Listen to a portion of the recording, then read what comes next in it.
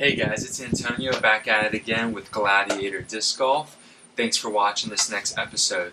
If you guys haven't already, please subscribe on the bottom and hit that bell notification. Today, we are talking about the Kastaplast Reko. Now I know what you're saying, well, we just talked about the Kastaplast disc a few weeks ago, and yes we have.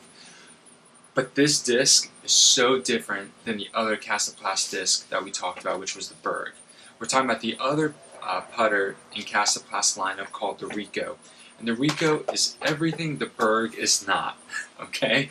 This disc has a 3-speed, 3 glide, 0 turn, and 1 fade. This is a disc that, with enough power behind it, you can really get it out there to about 250, 300 feet on a B line without any movement off the line that you released it on. And that's what makes it so great, and that's why it's so useful, especially for those of you that have a lot of Kastaplast in your bag. It gives you so much flexibility and so many options when you're trying to throw a putter off the tee or as an approach shot. Whereas here we have a much more rounded edge, okay? Hence why it has a little bit more speed and it's more aerodynamic.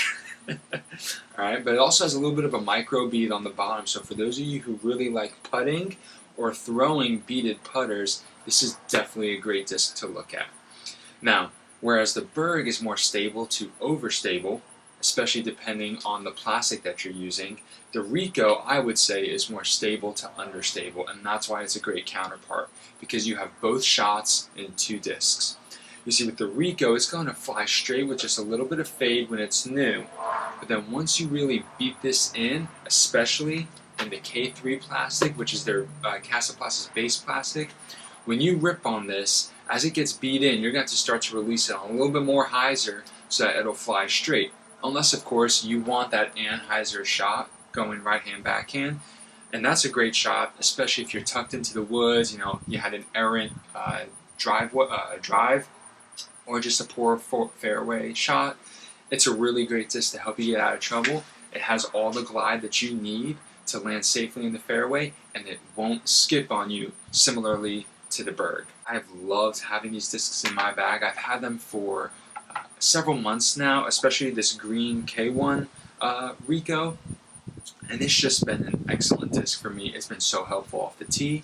It's been helpful with fairway drives. It's been helpful with approach shots. It's a great disc, and especially downhill. I remember I was visiting Kansas City, Missouri, and I was playing at Waterworks Park, and I remember taking a Reko. It was actually this Reko right here. I took this Reko and I threw it downhill.